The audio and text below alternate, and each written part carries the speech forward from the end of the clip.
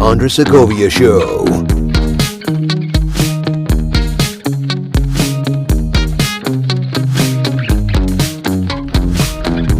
This is the Andre Segovia Show, and I am your host, Andre Segovia, the honest broker. Thank you for tuning in to this episode on the road. That's the thing about California is that driving is perhaps the most unproductive thing you can do in California. You tell them, I'm going to get there as soon as I can. All right, where are you going? I'm going to Canoga Park. Okay, great. Where are you? I'm in Costa Mesa. All right, I'll see you tomorrow. It's like, you take the 405, when are you going to get up there? Especially around the morning rush, or the afternoon rush, or the noon rush, or the evening rush. It's always rush hour on that thing. So that's why as I'm driving out here, I'm like, you know what? Why don't I just fire up the microphone and see how it goes? So I wanted to impart a few tipperoonies because as I'm driving, I'm like, you know what? I see some for sale signs out here. And it got me to thinking about the episode I need to record. Because I've already given you my 5 beginner's tips to buying. Like, you're getting into home buying, you hear the 5 steps you need to do. What about if you intend to sell? If you never sold before and you intend to sell, what tips can I impart to you then? Well, the good thing is I have some tips for you. Here are my 5 tips to selling your home. You know, one of the first things you'll probably end up doing is looking up to see if it's even worth selling. So tip number 1, do some research. Because you are able to do some research. Because at this point, you probably don't want to talk to a realtor yet. Like, if you bring the realtor into the picture, they're going to haggle me. You know, all I want is to find out what the worth of my home is.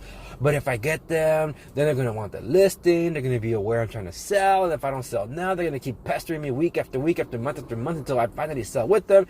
Nobody likes being haggled. Well, thanks to the beauty of the internet nowadays, you can get an idea of what your house is worth. Yeah, you probably heard the Zestimate. Some of us realtors actually do use the Zestimate. I use the Zestimate with a grain of salt. So, because my background is in construction, you can get an idea on Zillow for a Zestimate. What can my house go for? So at least you have a number to work with. And a number to work with is better than having nothing at all. So step number 1, research the probable value of your home to find out if it's worth even considering selling. So you see the number and you have a pretty good idea now. It's like, you know what? I can make this work with whatever balance I have on my mortgage and such. Then by all means, you just completed the first step in that. All right. Now, if it makes sense for you, if you want the truest number you can find, that okay, so now that it makes sense, let's find out how much it can truly go for in today's market and what my house is competing against. So tip number 2, bring in the realtor. If you're satisfied with the number you saw and you're convinced that you should probably sell, you want to get a realtor involved.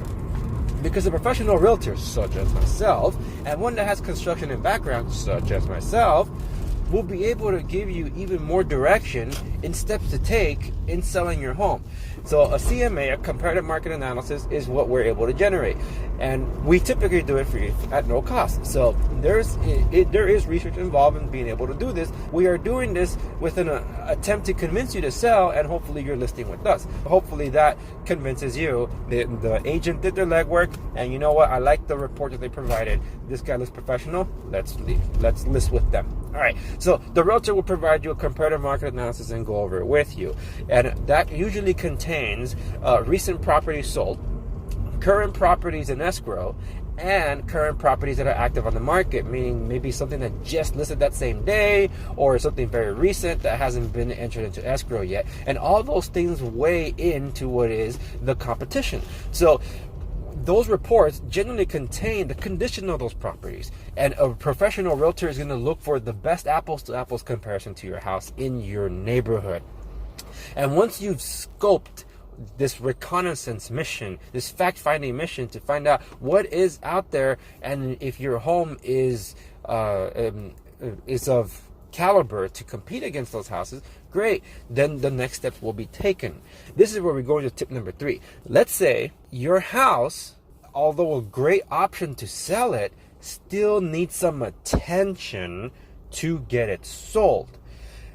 A realtor with experience in contracting has an idea of how much you can anticipate to put in to a house to get it to the competitive standards that are already on the market. That doesn't mean they're a contractor. A contractor still needs to get involved at some point if your house needs some improvements. So tip number 3, improve the curb appeal. The curb appeal of a property is very important, because if there's houses out there that have brand new kitchens, that have brand new bathrooms, fresh new paint job, whole new flooring of the whatever the modern taste is, and you're still using shaggy carpet from 40 years ago, and your kitchen hasn't been touched since it was built in the mid-50s, we have problems. You're not going to be able to compete with properties today and get that so-called Zestimate. The comparative market analysis coming in will give you a potential value for your home, a more realistic number looking for your home, but that's considering that it's matching up to what's available in the market. And if you have something that old, you just docked thousands of dollars off because your product isn't as quality as the things on the market. Number 3, you want to improve the curb appeal, and that may also include improving the landscaping, because nobody wants to buy a property that has brown grass in front of it. Yeah, when we had the drought, they called brown the new green, but what some people ended up doing was improving their yard to some drought resistant or water friendly yards. So depending on what kind of yard you got, don't go all out either, right? Just make some improvements. And if you're going to improve the yard, just focus on the front. You don't have to focus on the back. The back is going to be whatever the new homeowner intends it to be. The front is what attracts the attention, and that's what you want to focus on. All right, number 4, if you are selling a property that has somebody living in there, or even if it's just you, the advice is the same. Make yourself available, because one of the hardest things to do is that you want your property sold, but you won't let anybody see it. So how's anybody supposed to see your property? A lot of pictures can help, but there's something called deception, because there's a lot of photoshopping going around in real estate. I even brought up an article about that in one of my news roundups, where a lot of these pictures are being touched up and people are getting the wrong idea, because they see the pictures, and some that are buying without seeing, when they get the product, it's like, whoa, this is not what was shown in the pictures. Absolutely, because of a lot of photoshopping. So please be careful with that. Make yourself available. When it comes to occupied properties, it's good when a professional agent is able to curtail a lot of the demand and tell them, you know what, these are the days that they're available. Let's say it's just the weekends, and the weekends are when they come. Just know though, your property isn't the only one that's on the competitive market. Usually the open houses are a lot busier on the weekend, so I'm not saying you got to make time during the week. I mean, everybody else works too, right? But if there's an opportunity, you never know which buyer only has availability during the week.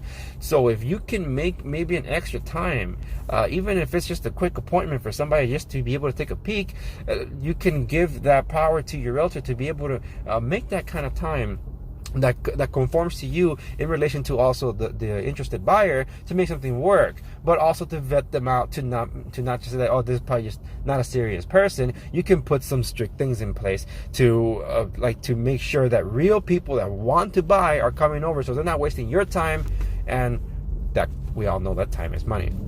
All right. Now we move on to tip number 5, and here's the big one, because now this is in relation to how do you pick a buyer. The buyer's agent has a lender that the buyer is working with, or the buyer already comes with their own lender, because with the internet nowadays, they make their own decisions, supposedly. That doesn't mean the seller doesn't have a say in it too. You can require that buyer to also be checked by your lender of choice. Say, you know what? That's good that you are already pre-approved. Let my lender double check that you are pre-approved. So have your lender talk to my lender, and let's make sure that we're all on the same page here. By doing this, you're vetting out all those fake like buyers that say they've already been approved.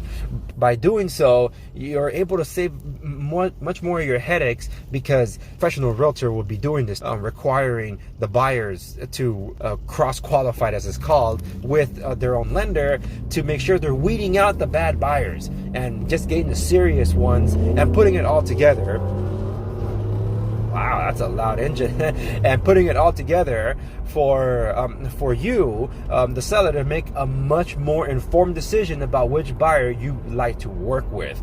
So those are my 5 tips to home selling.